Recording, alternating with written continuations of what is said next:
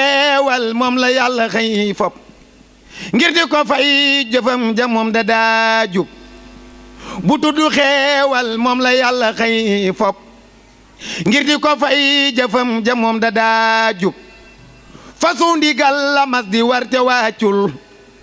baam wa soolu fa yàlla moom te gaakul te am na xaboolu lu ma saa ñaan mu gaawaam mbiram di géej gu baawaan te ànd naag te Mbàkke Gaynde Faatma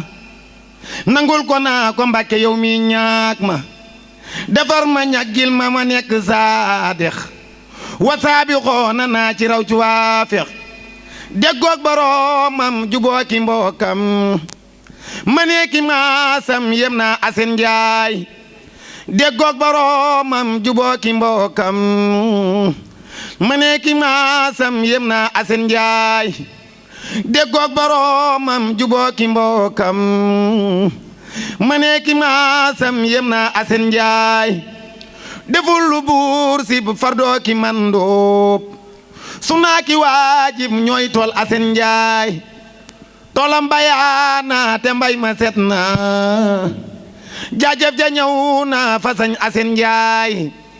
li tax boroomam bégoon ci léppam fab cay nga neelam jox ca Asen Njaay jasaaka rabbuka fiit daa rey ni yaa asanu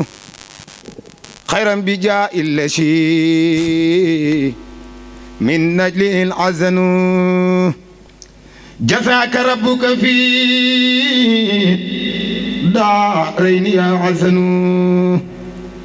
xayran bi jaa illa shi min najlil azanu